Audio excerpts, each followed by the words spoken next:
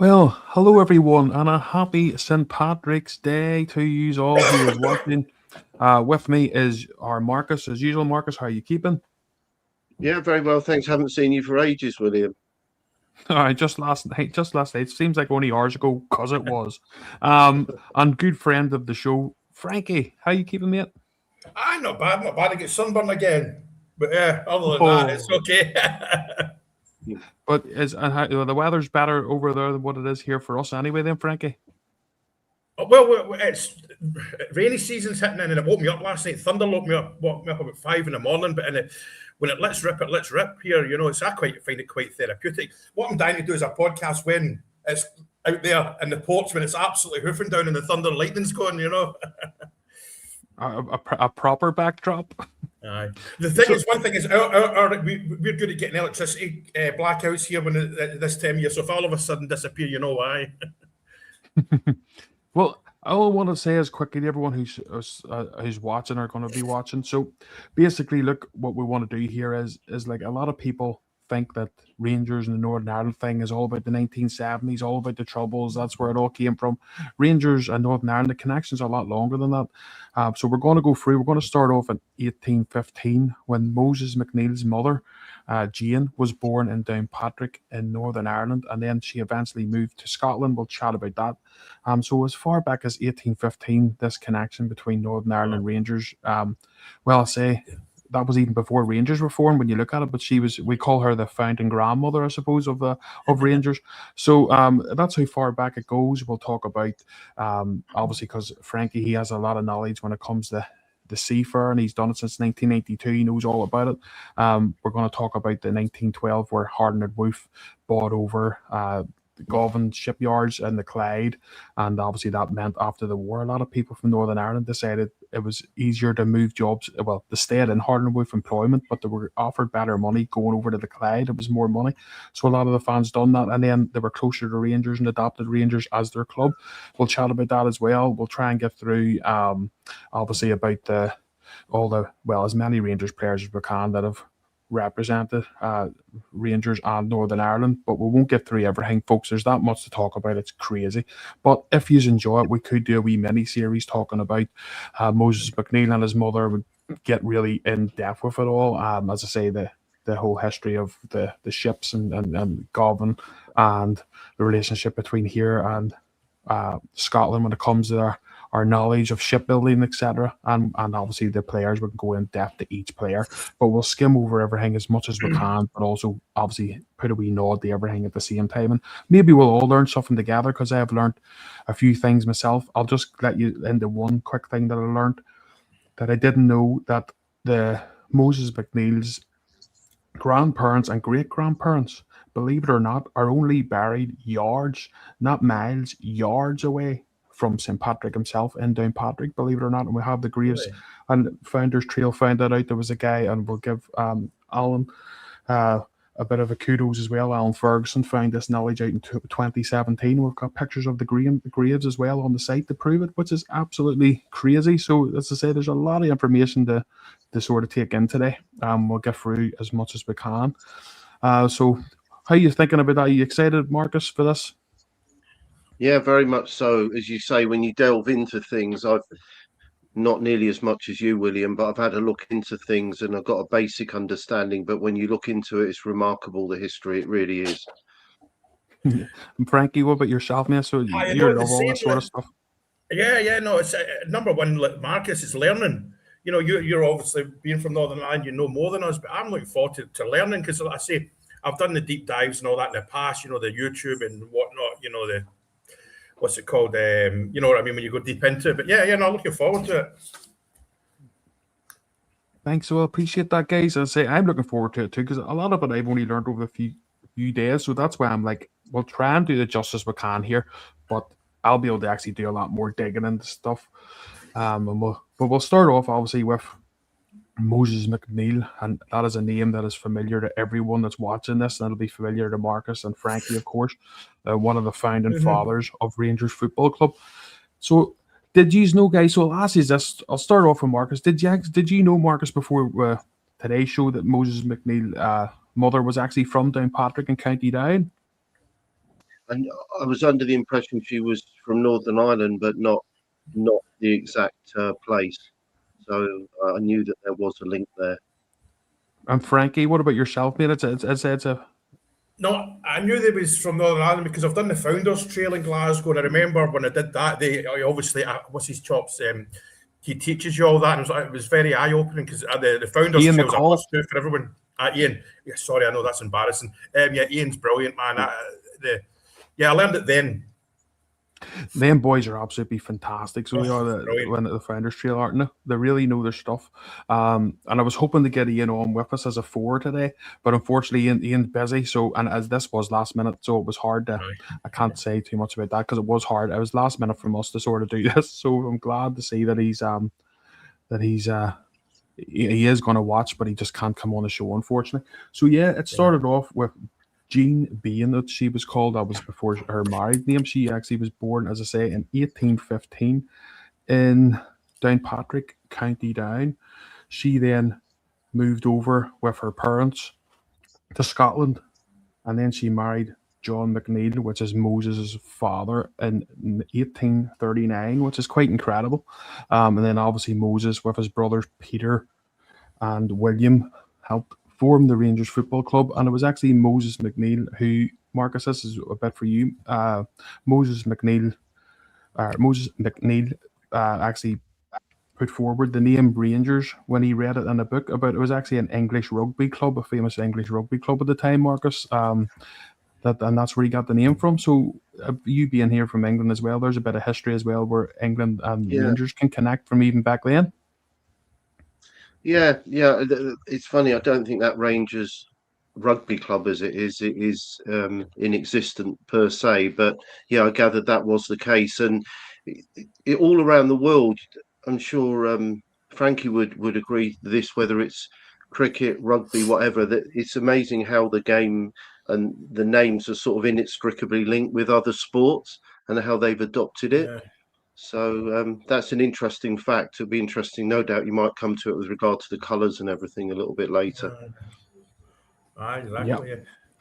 Yeah. Like Marcus said, like you've got the Hong Kong Rangers Football Club. You know, that was formed through ex-Bears that emigrated out there. You know, and Billy Semple. I'm sure a lot of you'll know Billy Semple. Scotty, his family all still live in Hong Kong. He was there for years. Billy's a lovely guy. But yeah, it's so interesting. Because even once this finishes, that's my next 2 days YouTube. That's what I'm going to be doing for the next 2 days is learning more about our history, which I should have done years ago, probably. Yeah, I'm just trying to read through some of the comments as well. Flan in here, everyone's having a good. They always have a good laugh between themselves, don't they? Aye, that's it. It's brilliant, isn't it? And there's on my page. There's one relationship formed as well. I know, but I've been told not to say anything. So quickly, just Brian Lamont here says, keep the Ulster Connection as strong as ever. I hope our new owners realise the importance of the link between Rangers and Northern Irish support. We even have connections with supporters in Donegal, Monaghan, Cavan and Dublin. There's no greater sight than on a match day seeing the ferries and flights filled with Ulster supporters. And that is very true. And it's always good fun going on and doing that. So, as I say, we'll skim over things because we're already 8 minutes in and we're on for like an hour show, and it's hard to go too deep into absolutely everything. But just quickly, I want to show you a picture of the graves that are in Downpatrick that are actually, as I say, close to only yards away from St. Patrick's supposed burial ground. So this is the grandfathers and great-grandfathers of Moses McNeill that are buried here in Northern Ireland, as I say, in Downpatrick. Which is quite crazy to see, but it took, as I say, it was all credit to the guy Alan Ferguson in 2017 who he couldn't find any links, and he spent years and years trying to find the links and found out and followed them to there. So he was very excited to be able to get in touch with the Founders Trail and be like, I found the graves, the original graves. So yeah, so that's them, believe it or not, in Downpatrick, of all places. I wonder if they'll do them, if we can get them to do them up, you know, raise some money to get them done up or something like that. You know, it's I know they're not Rangers. Well, they are connected to Rangers. That's a stupid thing I was going to say. But yeah, that's so interesting. But yeah, it's something to definitely look at. And then just finally, we'll quickly put up, obviously, so that's Jane there at the very bottom, Loudon being McNeil, and that's her partner, John McNeil, the father of Moses and Peter and William. And obviously, you can see there that Peter and William are both buried with their mother and father. So we'll call John the grandfather of the founding fathers, and Jane the grandmother of the founding fathers, who originally comes from Northern Ireland. So as I say, it's easy to be like, as I say, people talk about the Troubles, talk about this, but you can bet you it's back as 1814. That's where the original connections sort of came from. We'll go into your sort of stuff now, Frankie, because I say you're the guy that knows all about the ships. That's your love, obviously. So where we go, we'll move on to like the 1912. We'll move up the years a wee bit. And 1912, obviously, everything was going well for the shipbuilders here in Northern Ireland. They just built the Titanic, and I know it didn't last too long, unfortunately. It ended up the unsinkable ship ended up at the bottom of the Atlantic, isn't it? Unfortunately, but as I say, it was built here in Belfast, and then I was reading up that basically, Frankie, what happened was obviously after that it happened, and then the war and stuff ended in 1918. There was a lot of people here struggling over here to make money and stuff, but Harland and Wolff had just invested in 1912, just before that, to buy the Govan shipyards on the Clyde. And after the war, basically, a lot of the guys that were lucky enough to survive and come home, who obviously their only trade ever was shipbuilding here in Belfast, the money and the opportunities were actually better if you went over and still worked for Harland and Wolff, but actually went and done and represented them over in Scotland. And that there's where a lot of the Rangers fans then adopted Rangers as their club in around 1920, they were saying. So it just shows you, mate, that from both sides of the support, there's the shipbuilding and the seafaring. It's been a part of our history for a long, long time. Yeah, I know. Shipbuilding's a skill. I've worked on ships, but I'm not a shipbuilder. That's two different animals, so to speak. But I would put in that's the Ark Royal. That's the Ark Royal, I think. What we call the old Ark. But or is it? Anyway, it doesn't matter. But yeah, because shipbuilding's it's a skill. And back then, what people need to realise, see the accidents people were having back then, because there was no safety. And back then, at the very start, it was still old-fashioned rivets with a hammer. And can you imagine what that would be like for people, the tinnitus and deafness and stuff? But it's a tough job. And like that aircraft carrier there, there's probably 10 people died during the build of that or more. That's the sort of thing. That's the angle I look at with the shipbuilding stuff. The horrendous accidents happen, because sometimes you hear people complain, "Oh, health and safety." I know for a fact I'd be dead or badly injured if it wasn't for health and safety in my line of work at sea. But it's a tough, and there's a good comradeship between seafarers as well. We all look out for each other. Without getting I don't want to get into politics too much, but when that Iranian ship was sunk the other week, there wasn't one person that served in the Royal Navy or military celebrated that, because we know what those poor buggers on that ship had to die horrifically. That's to sort of put into a layman with the fraternity amongst us all that work at sea. Even this morning we went for breakfast, an ex-American, he was a super tanker driver, and instantly you're like that. Yeah, no, this is it. You see, people, and I know what you're saying there, mate. When it comes to, I would say there's been a lot of respect from anyone. Even in World War II, World War One, things like that. People, I would say there's been a lot of respect from all sides of guys know what they're going through. Same as the guys in the infantry as well. It's all the even though they're on different sides, but I'm sure they respect each other, because they know the hell that each person's going through. Especially in trenches and stuff in World War One, when we know all that, definitely. So as I say, we're going to skim over most of this stuff because it's hard to do it all justice, and I want to do it justice in a later time. So if anyone is enjoying bits and bobs and would like us to sort of go in depth on certain things, we can do a wee mini series, definitely. If you would like us to do that, we'll do that for you. But as I say, we're getting the Northern Irish players as well. There's only so long we have, so we'll try and sort of skim over as much as we can. Do any of you know Marcus, I'm not sure if you've ever heard of the HMS Caroline or Frankie. Any of you guys have ever heard of that? The only sort of ship, I'm just trying to put my point of anything I've ever done, because obviously I'm a steel fabricator welder. So we were lucky enough to get the HMS Caroline over to here, but it was a restoring job. Basically, it was an old World War One ship, naval ship, and obviously it was just being used. It's basically now just a floating museum. That's what it's there in Belfast. And I was lucky enough to work on that. And as I say, it was more the cot beds and stuff like that, and restoring the doors, but we were doing everything to the size and to make what it was then. We're making it historically accurate. So that's the only thing sort of really ship-wise I have, apart from just coming over on boats to watch the Rangers. But I definitely don't have your depth of knowledge, Frankie. I don't know if you got much knowledge on ships, Marcus, or are you a bit like myself, a bit naive, that sort of stuff?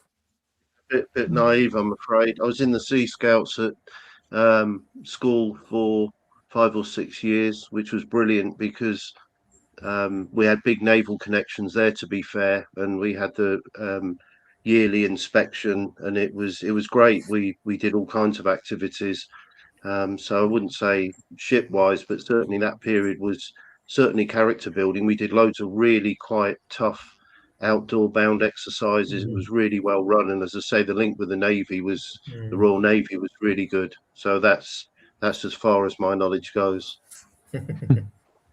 I don't know about yourself, Frank, if you know much about the HMS Caroline. I know I'm sort of throwing things at you here, but don't be panicking. No. Was it involved in something historic though? There's something, because when you messaged me about it, I was like, if you'd messaged me just before I was at my dinner on the table, I would have googled it. But I can't say I know a lot about it. No, I'd be a liar if I was to try and dig deep. I'm going to get a few pictures up here as much as I can. Let me see if I can get a few up anyway. Of just so that was that's the cot beds inside. That's them now. The ones that I was involved with building. These were like the interior doors. So everything was made to sort of go back to the way it was, at the time. Mm-hmm. The same schematic. And then this is and that's the actual ship there now in the docks of Belfast. You can tell it's World War One. Yeah, I can tell because portholes. It's quite miniature to compare to the big, massive battleships you would see in World War II and stuff in the end. But so as I say, the connections are there. It's always been something. It's, as I say, you look back to Moses McNeil and Peter and William, who were so important to making Rangers what they are today. And as I say, that's where it all starts. So it was just a wee, quick, brief bit of chit chat for the first 20 minutes to let everyone know. So if anyone ever tries to go on about the 1970s and when these lot of thugs started coming over and all this crap that you hear, and sort of took over Rangers and made them this and that, Rangers and Northern Ireland fans, who support Rangers have been over here from, as I say, as far back as the 1920s. The first ever recorded trip was the 1920s. That's the first ever time it was recorded and documented over here back then in newspapers, but it's rumored to be a lot longer even than that. So it just shows you there's a lot of history between here and there, and that's what I want to do with the show, hopefully over sort of say a mini series and stuff. But anyway, so what we'll do is I'm going to set up, and so we'll start talking about Rangers players and stuff that have came from Northern Ireland. But first of all, any these guys, Marcus, I'll start with you then with Frankie. Have you got any St. Paddy's Day traditions? Do you have is there a certain drink you drink? What do you anything you do? Start with you, Marcus. Yeah, I'll start. He's probably aware it's very widely celebrated in this country. My local's having a do tonight. There's a man with a mandolin apparently, so no doubt that'll go down well. So no, loads of pubs and clubs universally celebrate it. So we just have a good time really. Most people just up for having a laugh, which is good. So I've got to ask you a question, William. What's your favourite black Irish stout? Irish stout. Jeez. I think it's just like everyone else. Just Murphy's. I just say you just go. Not really bothered, to be honest. And you know why? Because it's not really my thing. It'll be a rare thing for me to drink, to be honest. I'm more of I like a Bass or like a Smithwick's. I don't know if you've heard of Smithwick's. Like the dark ales, Robert, believe it or not, than the actual stouts. I think the stouts for me. I know, and that's probably sacrilege from someone coming from here because we know the history of of Mr. Guinness and stuff, and the Guinness family and where they came from and what they were. A lot of them were very important, actually, to the shipbuilding as well, believe it or not. Absolutely, And what we were doing over there, there were proud unionists and stuff from that family originally. So it's probably a sacrilege for me to say I don't like that stuff, believe it or not, Marcus. But the odd time, I don't know about you, Frankie, into your stouts. Nope. But I had a pint of Guinness in Letterkenny because I thought if I'm in the Republic of Ireland, you've got to have that old fat. They do they do that fancy thing. They put it behind the bar and all that. So I had one. And I think it took me an hour to drink it. I just think Guinness is an extremely acquired taste. It's like you either like it, you don't, and it's just. I think I've tried one since, and it's just not. I'll be honest. I don't like the taste of any alcohol. I just like getting drunk. You know what I mean? You just like the after parts of the falling about bit. Yeah, but I'll read a few comments.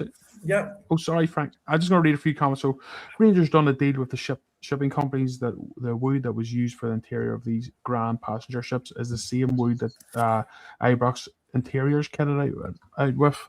Can I answer that one? Of course. It was when long story as quick as I can. When my wife and kids were over from Thailand in Glasgow, I was taken around. I did the tour. Colin from the Rangers, the Lotto, he took us around. He met me, and my mum went up. My mum loves Glasgow history, and the wood in the marble staircase, that was actually the Queen Elizabeth doing a refit, or the Queen Mary. Queen Mary. Oh, it's one of the two. It was a ship get refitted at Govan, and the wood was taken from there and put in there, and that was what Colin told us. So yeah, I'm pretty sure I was told that in the Founders Trail. But the main door at Glasgow. That's the other thing. The marble staircase, the wood, is from shipbuilding technically. Mm-hmm. So yeah, and you know how which is quite incredible. Aye, yeah. And I only learned that when I was in when I done the Founders Trail, when I was actually there doing it, and they were showing us around and showing us the wood, and they're like, "Do you know where this is all from?" And it blew my mind. I don't know if you knew that, Marcus. No, I wasn't aware of that at all. Yeah. No. Yeah. I can't remember what ship it is, but it was getting a refit in Govan, and the Rangers said, "Look, can we get that wood?" So yeah. So we're going to move on a glamorous ship like that. It's a high-end stuff as well. It's not cheap. I don't know. I'm not going to say what kind of wood it is, but it'll be the best of the best, whether it's teak or mahogany. Or I don't know. I'd be wrong to don't quote me on that, as they say. So we're going to move on to some players, and as I say, guys, and I know we could go in everything we've talked about there.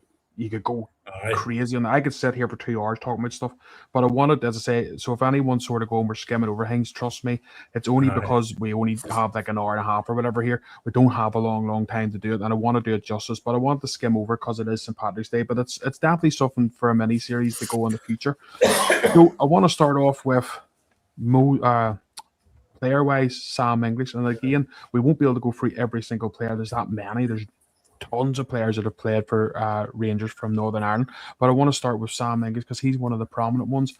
His date of birth was 1908, and the 18th of August. He was born in 1908. He's a Hall of Famer at Rangers. He still holds the record for the most goals in a season for Rangers. I don't know if any of you guys know too much about Sam English, if you've heard the songs and stuff, but we have a Rangers supporters club here that's dedicated in the memory of Sam English, called the Sam English Coleraine Rangers Supporters Club, as you can see here. They'll be doing a wee leaf laying as they do every year in memory of Sam English. Actually, they do that in the place where Sam English was actually born. We lay a reef. We send down a reef every year, and the guys set it out for us. They get the local kids, as you can see here. The local kids lay that every year, and I think that's absolutely amazing because it keeps the memory of the players alive. I don't know if you know too much about Sam English, lads. Marcus, I'll start with you. As I say, he played really, really well for Rangers for the first season. He's got 1 league title for Rangers, 1 Scottish Cup, and 2 Glasgow Cups. But he was involved, and there's a wee pictures of him playing the Old Firm Derby. And just after this here, it was basically his knee collided with the Celtic player John Thompson. Unfortunately, John Thompson then would sadly later die actually after this. It was a collision between the Rangers and Celtic player, but it really, really affected Sam English. And his second season, he wasn't the same because he was getting jeered and a lot of heat from supporters of opposition teams. But John Thompson's family, all his family, obviously Celtic family, of course, and they all agreed, and all players on the pitch agreed on the day, both Rangers and Celtic. Look, this was an accident.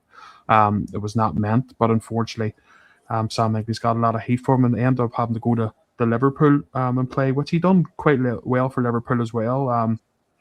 But Hall of Famer Sam English from Northern Ireland. Sorry. On you go, Marcus.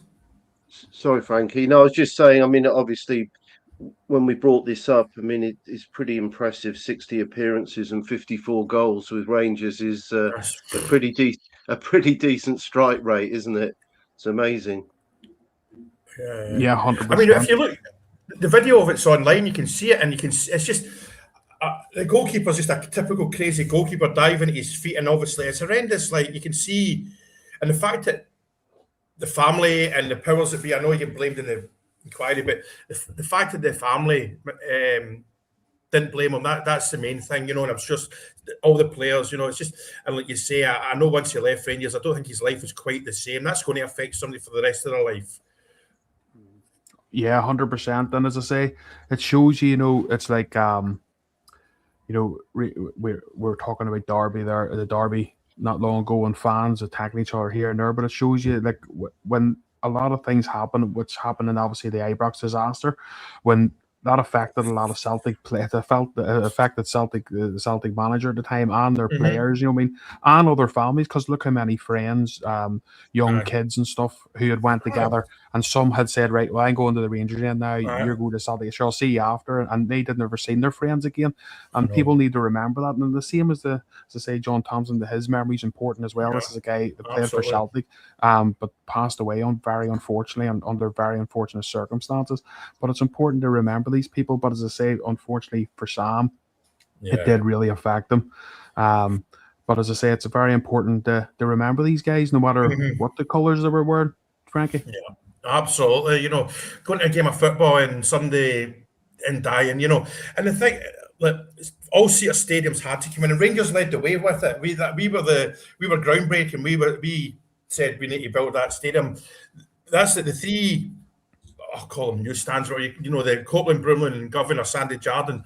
They're all part of that Ibrox disaster, because we knew we had to rebuild Ibrox because of that, you know. And it's why what crippled us financially for a few years after it as well. But it had to be done, and those three stands are still good to this day. You know, they might need a lick of paint, but and the concourses might not have the same facilities that other clubs have modern stadiums will have. But when you're sitting in that seat, you're comfortable and you're safe and you're covered from the rain, apart from when it really lit. And it's future proofed as well. You can still do stuff with that stadium. They won't do it because I know it's another podcast, but those stands won't be there in like 10 years or something. I'm pretty sure it'll be a rebuild. But again, that's for another podcast. And just quickly, Blue Mac, I hope you're keeping well. Blue Mac, I know you were on with us yesterday, buddy, so hope everything went well for you. I know you were letting us know about results and stuff, so hope everything went well, mate. I'm glad to see you in the comments with us this morning. Let me see. So we'll move on then. As I say, we'll go through the years a bit more. This time it's Billy Simpson. Billy Simpson was born on 1929 and sadly passed away on the 27th of January 2017.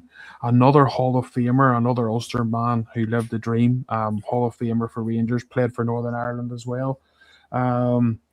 He played for Linfield. This is where he got his move up. So he played for local side Linfield, 63 appearances, scoring 41 goals, and that was enough basically for Rangers to go, hey, we'll maybe have a look at him and see what he's like, bring him over, which they did. Remarkably, another great striker from here to play for Rangers. He had played for Rangers over 9 years, 239 appearances, scoring 163 goals. Quite incredible stats again, Marcus. It is, isn't it? And I'm sure he's a favourite of Baz coming from Linfield. Yeah.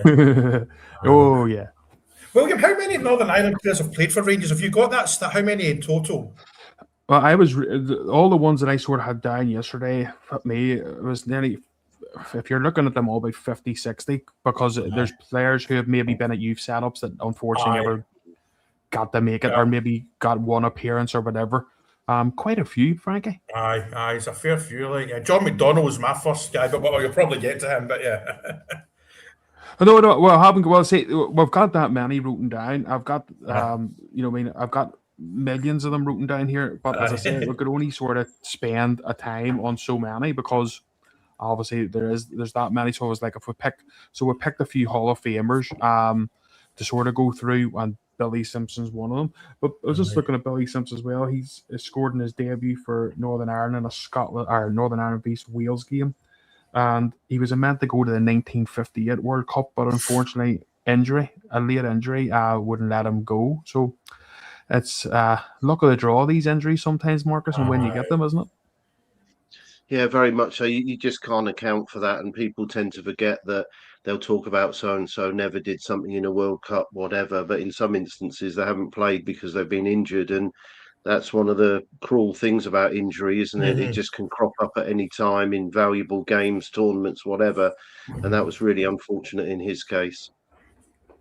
So we're going to get to the stage now, guys, I say, because we're skipping. It's hard to be able to know everything of like Billy, obviously, because they are older players, but I wanted to mention them because they're important. And when you score that amount of goals and that amount of appearances, you'd definitely deserve a mention. So we'll go to sort of names maybe that you guys will know a bit more about them. Jimmy Nicholl, we'll go with him this time. We'll sort of go 3 years. Jimmy Nicholl, born in 1956, 197 appearances for Manchester United, 2 spells at Rangers, one in 1983 to 84, and then came back again. I believe won one Scottish Cup in his first time, then came back again between 86 and 89, winning 2 league titles and another 2 Scottish Cups. So we'll start with this one, Frankie. Jimmy Nicholl, is that more where you would know about, but I'm sure most of us would know more about Jimmy Nicholl and obviously the ones we've mentioned. Absolutely, the ultimate silent Sam. You know, he never ever let us down. Just up, right back, wasn't he? Up and down. Because I can remember. Me and my dad used to sit in the blue section in the Govan rear, and I can still see him to this day going up and down that wing. My dad always saying he's a great player. And John McClellan was the other one for me. Him, a big Ulsterman. He was great for us as well. And Jimmy Nicholl. And Jimmy Nicholl, was he not the manager for a couple of games as a stand-in? Yes. So Jimmy Nicholl has come in. So he basically, I've got this written down here somewhere. Where are we? Let me see. I have it somewhere here. Yes. So Jimmy came in as assistant to Graham Murray in January 2018. Right. And in May, he then took the full-time role alongside with Jonathan Johansson, if you remember that, until Gerard then eventually came in. Yeah. So fair play to him for taking on the role, but it was a crazy time for Rangers, wasn't it? It was. I'm glad. I kind of skipped past those times now. You know what I mean? The doom and gloom era. But yeah, he came in. He did his duty, and somebody like that, he wouldn't even have thought about how much he was getting paid. He'd be like, "I'll do that, no bother." That's the kind of. He's a Rangers fan, if you know what I mean. He's lived the dream. Yep. What do you know much then, Marcus? More would Jimmy Nicholl be more about sort of your era of knowing what's about him? Obviously, he was a great servant with Rangers over 2 spells, but I do remember him in that 8-year career with Man United, and I think quite significantly was his 10-year span career with Northern Ireland. Got over I've written it down here, 73 caps. So that that's a pretty distinguished career as well, isn't it? International level. Yes, well, he actually, believe it or not, Jimmy Nicholl, like, are famous. If you're talking about Northern Ireland and what we done as a football nation, everyone over here knows. See, as soon as you're born, you're told 1982 Spain. We beat Spain, the World Cup at Spain. That's your first football. You're sort of told that, as well as being told you're a Rangers man. You also get told, don't forget Jerry Armstrong scored against in 1982 against Spain, and he played in every single game. Every single game he played in that tournament, and he went on then to also get us to the Mexico World Cup as well, and was a big help in getting us into there. So he's even at Northern Ireland level. Marty O'Neill was the captain when we beat Spain that night. Believe it or not, was representing Northern Ireland. So, but yeah, so Jimmy Nicholl's been there and done it, and you don't play 187 times or whatever for Manchester United without being a good player, lad. So you just don't. Did Jimmy Nicholl, was he a coach for the Northern Ireland setup as well? Yeah, he is currently still there. Doing coaching with the Northern Ireland setup. Brilliant. So he's still there. Let me see where. Let's see. Let me see. Seen Jimmy Nicol play here in Toronto for Toronto Blizzard when I was young. There you go, then. That's a cracker. Jimmy Nicol. Let me see. Jimmy Nicol's a guy. Not Absolutely. can't remember as a player, but always knew him as a bear. Yep, 100%. So let me see if I can get something else up here. Just while we're. Played for Man United too. He did. Aye. So No, it's we'll good to know he's move still on, playing for them. He's still. There we go. So we're getting now. We're starting to become more familiar, and more people, obviously, in the comments will be able to go, "Oh, I can speak about this. I can add things here." Yeah. So Stephen Davis, MBE, another Hall of Famer.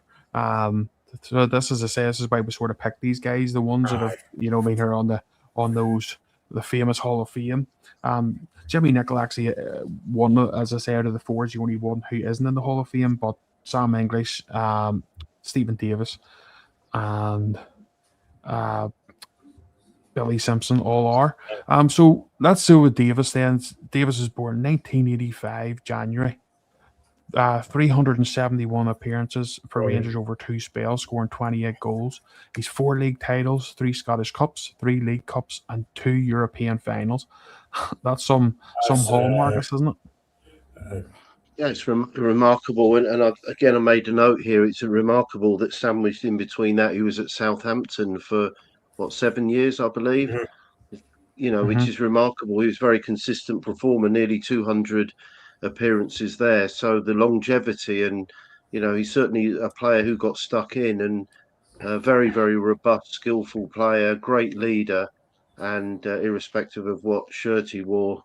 Obviously, we're interested in Rangers, but again, Northern Ireland, a hat full of caps, an incredible longevity and over a period of time. So it's good to see. I think he's coaching at Blackburn now, I believe. Is that what? Yeah, that's right. Yeah. He's with Michael O'Neill, both at Northern Ireland and at Blackburn. So he's that's what them guys are doing. And there's a big argument over here between people thinking, all your focus should be on Northern Ireland, shouldn't be split between Blackburn but then that's the old age argument. That's the way it's going to be. But for now, Michael O'Neill's there. But Stephen Davis was the youngest ever modern day captain for Northern Ireland when he first. I think that was back in 2001. He scored twice against Greece in 3-1 to help us get our first ever Euros, which I ended up going to in France. It was one of the best experiences of my life, going to watch Northern Ireland and France in the Euros. And he's the most capped British player ever with 140 caps. So he's done a lot in his time, Frankie. I know, and he wasn't the most vocal of captains either, but you knew there was an aura about him. I mean, I'm not Tav isn't loud enough, but Stevie Davis wasn't particularly loud, but it's the off the field stuff as well. Because being a captain of Rangers is more than directing traffic on the pitch. It's the off-field stuff and stuff that as well. Because I know Davis and Tav as well. I appreciate this about Northern Ireland. It's when people move to Glasgow, Davis's wife or his partner will help the player's wife and girlfriend fit into Glasgow, finding schools for kids. But yeah, and he was just a brilliant player. And for all he wasn't a silent Sammy. He must have a fair few man of the matches awards on his shelf for every team he's played for. Yeah, he's loads. I was looking at these individuals. He's won so many, individual awards, or players, or like sports writers, player of the year, players, player of the year. You name it, that guy's won everything in Scotland when it comes to it. And a comment here as well. The only lads for 2012, he refused to leave until he got a fee on like McGregor and Naismith, etc. And that is the truth. Stephen Davis was, and you couldn't blame him. Everyone was leaving. That says the new Rangers were going down to the bottom of the leagues. And he was saying, look, I'll leave, but not until Rangers get a fee. That's what he wanted. Yeah. So he hadn't paid a fee, and that's why he was welcomed back with open arms. But it's crazy to believe, Marcus, that a player like that can get you help you to a European final. He's not the only one, obviously, that was a part of that team, but to do it twice, Marcus, with Rangers is quite incredible. Yeah, and again, I think it's the leadership. I think Frank is right there. That it wasn't necessarily barked at people, but I think it was a lot of it was action and not words and direction. Yeah, he was terrific, and it's no coincidence that he played in those finals. An excellent player, both on and off the pitch. And I just want to say, before, because we're going to mention a wee bit about George Best towards the end, because Marcus has a nice wee memory to mention about George Best, that he's actually lucky enough to see George play. But before we go off too far, do you think, guys, we'll sort of talk about Rangers now at the minute, do you think we're maybe missing, Frankie, like a Stephen Davis in the midfield, as someone with a calm head that can sort of, that we're looking at that game when we lost against, when we the Celtic game in the second half where we lost the 2 goals and everything. We were just getting panicky and crazy. Do you think at that stage we're just missing like a Stephen Davis sort of calm ear, someone with that experience that can, as you say, not vocal, doesn't need to be, does it with the ball, does it by showing it rather than saying it? Do you know who I've seen? Do you know who struck me that could be that kind of player? Is Cornelius. He seemed like that kind of. We've only saw not much of him, but he seemed like that. He had a sort of leader in him. But whether we keep him or whether he's had sick not, we don't know. But 100% we miss something like that. Chukwane as well. I don't know. Maybe he's not a leader like that, but there's that. We need somebody to get hold of Raskin and tell him to shut his mouth, because that's what I spent half the game doing the other day, was telling him to shut the F up. Because he gets a bit vocal, and people will argue that's the way Raskin is. That's all right, but he's going to end up getting sent off. But we do. We're always going to miss a Stephen Davis. But a 23-year-old Stephen Davis now is 40, 50, 60 million quid. There's that as well. Yeah. I remember. Because I remember being in the house, guys. I was quite young when he was playing for Fulham at the time. And I don't know if you remember Laurie Sanchez when he went to Fulham. He decided to buy the whole Northern Ireland team. Thought it would all work for him. He bought fucking everyone. David Healy, everyone came with but it ended up coming through in the last day of the window that we were going to get Davis on loan, and I remember all us young kids were running about so excited, like, Davis is going to come to Rangers, Davis is coming to Rangers, and obviously then he made his permanent, so to us he's a hero over here for us. He definitely is. He's absolute, like, to me, like, I know we'll talk about George Best and all, player wise, of course we're not even going to talk about that, but what I will say is, when it comes to, if you represent Northern Ireland 140 times, been our captain for so long, brought us to a Euros, so for my era he is the king. There's no doubt about it. So I've seen a few guys here. There may be a few in the comments. I don't know about you, Frankie, if you ever seen George Best playing for Hibs. I know he had a wee short spell at Hibs. There's a few guys here have seen. I just a pity he never played for Rangers. I'd love to have seen that. I wouldn't have seen it. I was too young, but I would love to have been a George Best played for Rangers. Because it was always I've been at 2 sportsmen's dinner with him, and he was brilliant. And he was mixing eras, and I asked him who he was when I asked him who he supported when he grew up, and he just said Man United. But I don't know if that was him. He just didn't want dragged into any bollocks that can unfortunately surround the team. But there was always rumours kicking about that he was going to be at Rangers when he was a kid and all that. But I think that's pretty much been debunked. I've never seen him, no, but if Marcus has been lucky to see him, I'm looking forward to that one. Well, you'd see, this is where the Glentoran side come from, because he was obviously born in East Belfast and had a love for the Glentoran, played a wee bit for Glentoran very, very, very young, and then also was told back then, you're too small, you're never going to make it. The biggest mistake Glentoran ever made. But then he came back and played for Glentoran a few times, for testimonials and stuff and more. One quickie, William. Fernandez has been called up for Nigeria. It's his first call-up. Oh, there you go. That's just put 2 million quid onto his sell-on. 100%. Then for Nigeria, and Nigeria are no mugs either, as you all know. Sorry to interrupt you there, William, but yeah. No problem. That's great news. That's great news. You want to see these players getting that. Absolutely. Nadiri as well. There's talk of him. There's a couple doing a tug of war with him. So we'll chat about that there in more depth. Actually, we'll mention about Fernandez and how he's going. First of all, Marcus, let's hear your what you were saying about George Best and your special memory of watching George Best when you were younger.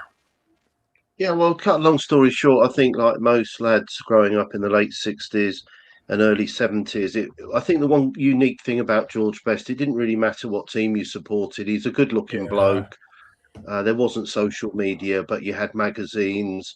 It was just at the time, television, magazines, you'd pick Shoot Up, and oh my God, it's actually in colour. very similar to the 1970 World Cup. People portray the famous Brazilian shirt and the glitz and the glamour, something a little bit different about him. So everybody, everybody liked him. I remember begging my mum and dad to one birthday to buy me Stylo Matchmaker slippers, which were slippers which you probably know, Frank. I remember them. They replicated the football boot, and all my mates had it. It was quite remarkable, really. And I sent you that clip, Baz. I appreciate we can't show it. I remember coming back from school, and we all used to clumber in, and they had that series, George Best series, again filmed in colour, about football skills. It was filmed at the Cliff, their old training ground. And he did it. He compared it and spoke to the boys and whatever. And he had his Man United kit. It was a brilliant show. And you can pick up clips on YouTube. So I said to my dad, I'd love to see George Best play. So I was 9, and I remember my birthday's in December. So he said to me after Christmas, I'll do my best. And he said, this is your birthday present. So it was the 6th of March. 1971, and Man United were playing West Brom away. I don't support either team, but of course George Best played, and it was the first match. Actually, that was the first football match I went to. There was over 41,000 at the Hawthorns. Man United still had Willie Morgan playing, Brian Kidd, Bobby Charlton. Wow. And of course, there's only one player I wanted to see. And to actually physically see him I was just gobsmacked. I really was. And ironically, Man United lost 4-3, but in the 18th minute, and I was going to say early in the first half, but I managed to track it down doing some research.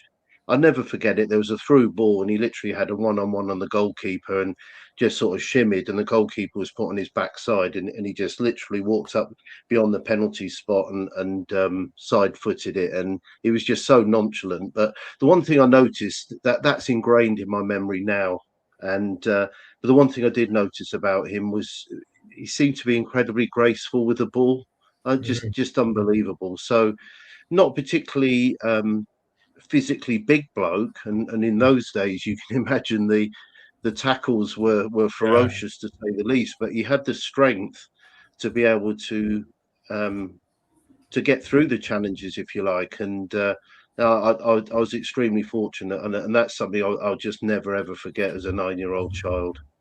It's the balance these players have got in it, like Messi and Pele and all that. It's they can ice skate, figure skate. It's a balance. Yeah. That's the thing that these chaps have got. These like Zidane, Yeah, I'd say I remember Laurie Sanchez was chatting about George Best, on a BBC thing over here, and he says he done a really good move, and he was really proud of himself because he says he wasn't the most skillful player, but it was a wee bit of a move he done. He beat 2 players. And the manager called him over and says, "What are you doing?" And he was like, "I thought I'd done well there." And he was like, "They're not here to see you. They're here to see George Best. Just pass it." He was like, "Oh, right, okay." But yeah, his Northern Ireland career, but we all know obviously George Best and his problems and stuff, unfortunately, and obviously the illness with drink and stuff. So he couldn't play for Northern Ireland just as much. Very few caps. I think it was like 37. Not as much as he could. He could have had a lot more, but unfortunately, these things happen. But just say, William. Oh, sorry. Go ahead. Yeah. Sorry, I don't want to prolong talking about it, but I did actually see him. I think it was about 76, 77, playing for Fulham as well. So if you remember, there's clips of him playing for Fulham. Rodney Marsh played with him. Yeah, that's right. Yeah. And one of my mates. The reason is one of my mates was a Fulham fan, and said, "Look, come along." So I thought, well, there's a great chance to see George Best again. And to be fair, still a very good player then. So that was it. But it was quite interesting that the difference between the time. So I only ever get 3 autographs in my history because I don't understand autographs. I understand selfies now.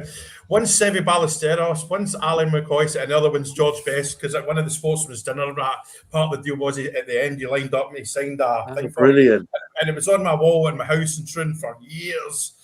That's brilliant. That's amazing. And Rodney Marsh was with him doing it, but he signed it back. I said, sign there, and he says, I'm not signing next to George's name. And Rodney Marsh actually signed on the back of the poster, but there was a respect there between the two of them, Yeah, that's crazy. Well, that's great. But then that's the older guard, as you would say, the respect was maybe there a bit more between the people in general back then. But as a last kudos I want to give is obviously to Laura Rafferty. She's obviously one of the ones that's more recent. Because obviously the Rangers women's team now is more of a prominent thing, and she represents Northern Ireland, captained Rangers quite a few times as well. So a lot of kudos to the girls, and I think the girls are representing Rangers very well. Like Rangers haven't been very successful for the last decade, but the women have been holding their own, Marcus, and getting better. They've won a few league titles recently, they've won cups and stuff. So they're definitely carrying the blue flag for Rangers, the Rangers women, Marcus. Yeah, definitely. I think the club's been really good. They've in the same way as they back the academy, they're backing the women's team, and quite rightly so. So I think that's reflected in performance. And one thing Laura should be proud of herself is she had quite a nasty injury, but she's managed to battle herself back into the team, and not just for Rangers but for Northern Ireland. And I know she's had to work incredibly hard to get back, and she's done that. So that's a credit to her as a person and a player as well. She's done really well. And yourself on that, Frankie?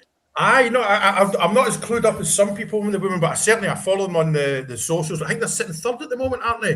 I think it's Glasgow. It's Glasgow Celtic the Hearts there. Yeah, they had a wee defeat the Hearts there last week, which didn't help them too much. But in the main, they get good crowds as well. Yeah, I think there was about 7,000 or 8,000 at Ibrox once for I think it was a title decider. And I think it doesn't matter who they get beat by, but there was a fair few at Ibrox. I know that. Wilf. Everyone knows Wilf. Wilf follows every level. He's a man. He follows at every level, as you all know. So we'll chat then. We'll say I enjoyed that, guys. As I say, and we know we sort of did skim through everything because if you wanted to do it all, you'd have been there forever. But it's definitely something worth doing. Can I say one thing? Just I was in the Royal Navy, right? That's when I started it, and one of my ships was HMS Glasgow, right? And that's the thing there. That's one of them. Oh, lovely. See the plaque in the trophy room at Ibrox from HMS Glasgow. Me and the captain and a guy dropped around gave it to Rangers. Class. It's in the trophy room. But one thing I want the lads and lassies to know, and I don't think this will be any surprise, that on HMS Glasgow, one street was you get the main passageways interior. One was called Sucky Hall Street and one was called Argyle Street. But HMS Glasgow always are really close with Rangers.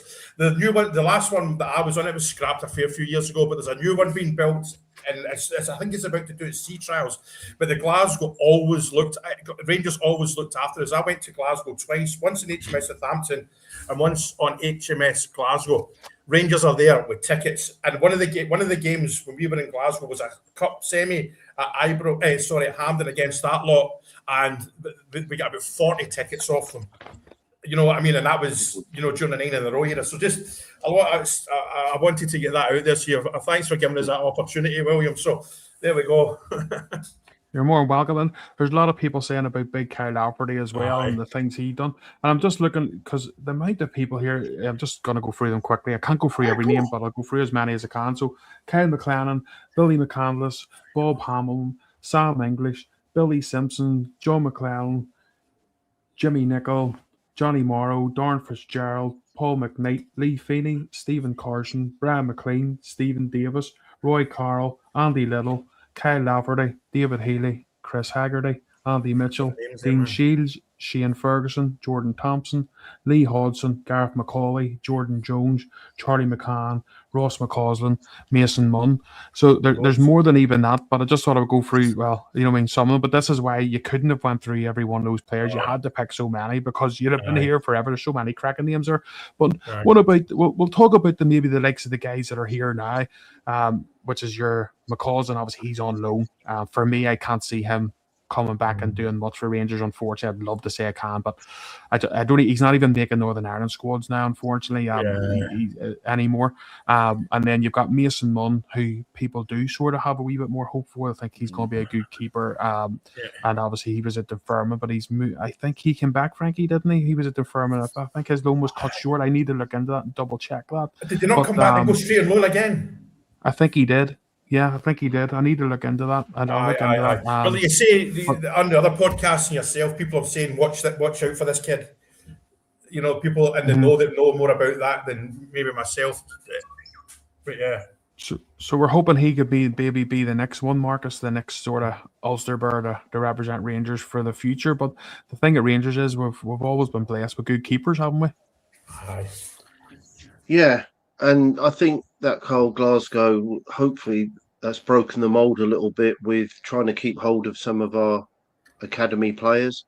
It's always been a real challenge, hasn't it, when, especially in England, you know, teams or clubs are offering a huge amount of money. But I think that was a good statement, and then hopefully we can keep hold of our more, including Mason there. So we do need. I get the feeling that Andrew Kavanagh is really taking the academy very seriously, and I think Danny Roll has as well, with regard to attempting to give some of the players, like in the cup games. Obviously, he was curtailed because of the age and stuff, but I think he is showing a genuine interest in that as well. And I think that, along with maybe some financial inducements and stuff, some of these great young players we can see eventually coming up through, because there needs to be a balance. It's not an exact science, player development in any sport. You're going to get some group of players that are better than others, then you'll get a great player, but they can't get in because you've already got 4 brilliant midfielders. That's just the way the game goes. But on the other hand, a law of averages, if we can continue with these players and get a handful of them through, I just think that's the core of the club, and that's going to be a very significant thing for us. And we can also then, Marcus, I was just thinking there, we could even do maybe the next time a St. George's Day special for likes of yourself. You know, we could do the same again, but talk about the English representation for Rangers, which there has been many. April the 23rd. Yeah, I think that was one of the reasons. There were several reasons why I personally got into Rangers. My brother served in the British Army, and he had a lot of mates. So he's a bit older than me, so I was quite sort of. I looked up to him a lot, and I still do. He's my best mate, really, and he was very friendly with some Scots boys. And again, that's what I was saying about that George Best thing. You're growing up, and a lot of people would align themselves with teams and whatever. And he had quite a few Scots boys that were Rangers. I've always been quite intrigued about the history and stuff, and that was my immediate leaning. And then, of course, as the years went through, particularly the Graham Souness years onwards, then there were some amazing English players that served with distinction, weren't there? Some fantastic players. And so, yes, maybe that. I'm glad you've given me the head up, William, because I'll have to do a bit of research now. That's a bit of an idea. I would get that set up, William, now.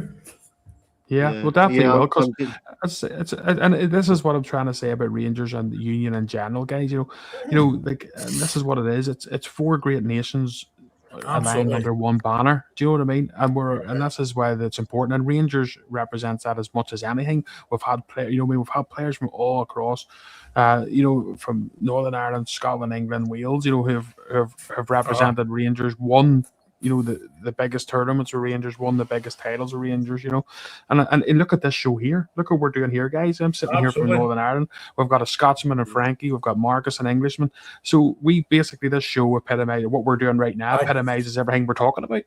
Absolutely. And William, what another one you do the St. George's one, then a month later do one about the international players. Of course. You know what I mean? From South America to the Far East to the Middle East. You know what I mean? So quickly there, guys. Well, if you need to go, don't worry. But it's just like, if he's all right for an hour wee bit. So I want to chat about what do you think in general with Rangers at the minute, Frankie? Because obviously you have him on with us, buddy. We were chatting, Marcus and me and Baz were chatting yesterday about these next 8 games being cup finals, as we know. Some people being a wee bit downbeat. Maybe the performance wasn't great at St. Mirren, but then listen, it's all about just winning the match, isn't it? And getting the 3 points. How do you feel these next eight games going, Frankie? Have you got that confidence in you? Or is it more nervous or? I'm nervous now. I'm glad the next 2 games are at Ibrox. That's a biggie, you know. And it's Aberdeen. We know what Aberdeen can be like. And Aberdeen have got a new manager, and he's from across the water, isn't he? You know, and he could. And let's be honest, he could be our next manager. You know, there's certainly talk about him going places. As much as there's the thing with Aberdeen, as probably the right step for him in the apprenticeship, if you like. But when it comes to Rangers, it's the 3 points up the road. When Danny came in, that's what he said he was going to do. And what we forget, I've sat at Ibrox with Walter's teams, bored to my tears at times, and a 1-0 stalemate. And I'm not discrediting Walter on that, but he knew how to win. But the one thing is, see the 2 centre backs. These should be the first 2 names on the team sheet right now. They've formed a partnership now. Don't get me wrong, they get our heart in our throat sometimes. Sometimes it can be a wee bit, get rid of the ball. But what I've liked about Big Deja, he puts it into the crowd when he doesn't mess about. One of the first things I remember Dad teaching me says, if the ball's in the eastern closure, the western closure, the main stand, it's not in the back of the net. And that's something that's always stuck to me. You know, we're not the perfect... Like, it's a cliche. We were in the relegation zone in October. We're 3 points off the top of the league with 8 games to go. That's cut to the chase. Yeah.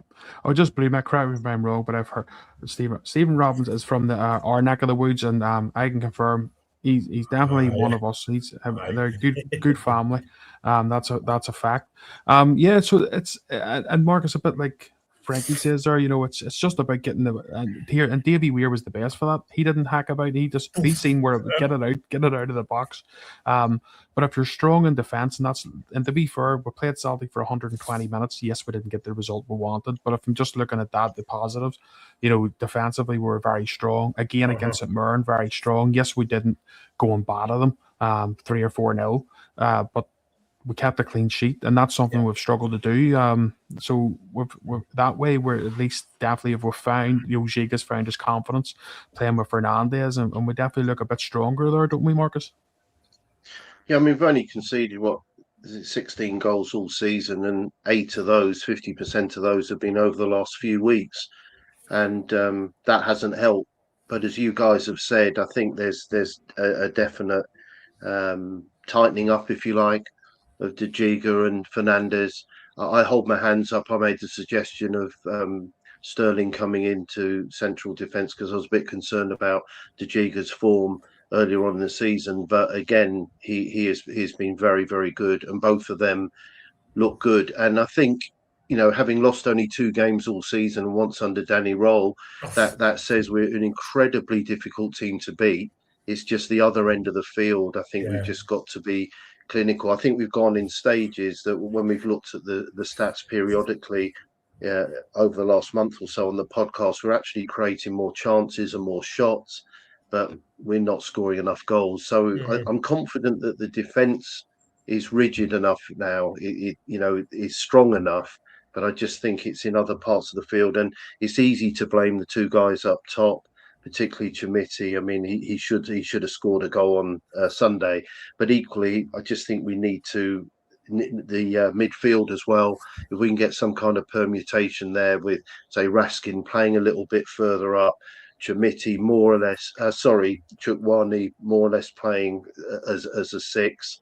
Connor Barron, his presence might add something a little bit different as well. Maybe the dynamic will change, because I think we've got decent enough players in midfield. It's just some of the form has fluctuated, but I do think they're very, very similar. I don't know what you think, Frankie William. I think the players are quite similar. There's not really particularly a point of difference. And that's why I quite like when Connor Barron came on. Yes, there's limitations in his game and there's strengths, but I do think that might aid us going forward, because clearly we've just got to score more goals. Yeah. The thing about Barron, I think it was a journal lads put out there, 100% pass completion. What does that tell you? You know, that's outstanding. Okay, it was only on 22 minutes, but still 100% pass completion. That not many players get that. I don't. Somebody said about Conor Barron being a captain. He's not a captain. He's not a leader, and he's not even a silent leader like Stephen Davis. I don't quite agree with the chap that said that. I may be proved wrong. I think he just let him do his job. One thing we could do for him is maybe a goal or two, but he's not a goal scoring midfielder. But you would expect maybe a goal or two along the way. But that's not a big deal. Yeah, William, I just wanted to make a comment what Frankie said there about captain, and this might not be universally agreed, but I would love to see Tua Romans captain next season. Somebody like Ray Wilkins captain Chelsea at 18 years of age. He's 22.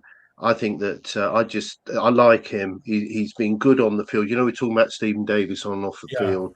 He doesn't take any crap. He doesn't take any crap on the field. He doesn't take any crap off the field. And I actually think the team will be stronger next year. I'd love a punt on that and say, right, you're a young bloke. I would love that. That's a good shout, actually. Yeah, I see that in Cornelius, but we don't know if he's going to be here. But yeah, definitely, that's a great shout. And the fact that Tua Romans, when I was reminded again, he's only 22 and he looks like a man on that. Because you think about it, we look at McCausland last year and we're going, on different players. I'm just talking about different ones of Rangers. And we're like, okay, the boy, he's only 21. He's still young. You're looking at and you're looking at Tua Romans at 22 and thinking, for this guy, he looks like a proper big unit. He plays well. He's confident. And Frankie, what you said there, and Marcus, I'll agree with me here. I said this yesterday on the show, Frankie. I was like, guys, and if Marcus, if you remember, here's me. Everyone just go back and watch those last 20 minutes when Barron came on. I didn't know the 100% stats. I didn't actually know that. But what I was saying was straight away you just seen someone always taking the ball and making a simple pass. Wasn't blathering it out here and smashing it towards there. And it was just calm, cool, and let's keep this ball moving, but keep it controlled. And that's what you need at Rangers. When things, because it's easy to lose the ball and then you let something and contest. How many times have we seen it before on a 1-0 win and then you're panicking and you come back and you start to fall back and you're smashing balls away and it's coming back again. Whether Barron just sort of calmed it down and went, no, we're not doing that today. Let's keep control of the ball. Let's recycle it. If we have it, they don't. You know what I mean? That sort of situation.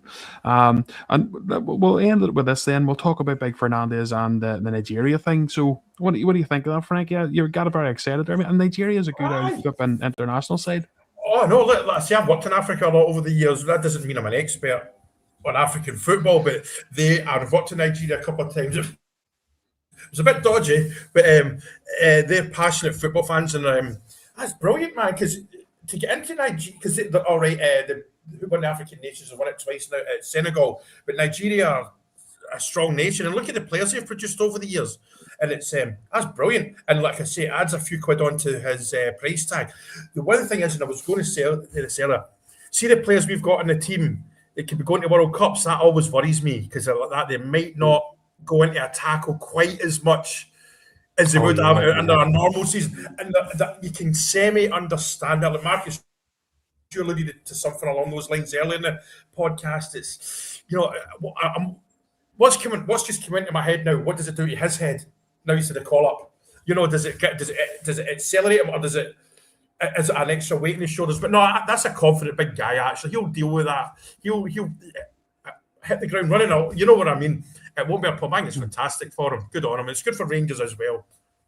And I was going to bring this up, but I don't need to because Blue Max already brought it up. But the likes of your Arebos, your Bassies, your Balagans, your Dessers, all these big guys, Nigerians have been here and done well, even though we slagged Dessers a lot at the time. I wish we had him here now for this running. So we do love a good Nigerian international, Marcus, on our team. Yeah, very much so. The thing that's impressed me about Fernandez is I think that he's had to learn a lot of his career at Rangers on the job. I think it was clear that he was actually injured the early part of the season, but the fans weren't communicated with. And then he came in. He didn't really have a regular experienced centre back with him. So I think a lot initially he had to learn by himself, really. And what I think so fantastic is, all these months later, he's actually the one, including when he was playing with the experienced John Souttar, he's the one who, and with De Giga now, that I would classify as the most senior partner. I think he's terrific. And also, it was a bit lazy of some of the commentaries. I said this on an earlier podcast with Fernandes. Oh, he's got a mistake in him, this, that, and the other. Well, I tell you what, if you look at his recent performances, he doesn't make many mistakes at all, and I think he's turning into be a real good player. So again, credit to him to get that to get the Nigerian recognition there. Yeah. And I think, as you say, William, it's good. It's good for him and it's good for the club. So I'm sure that'll actually build his confidence as well, even more. I think he was actually bought in for the future. I don't think he was expected to be a regular this season at all. Yeah. But if you look back to the haircuts, he wasn't going to be a regular. He was one for the future.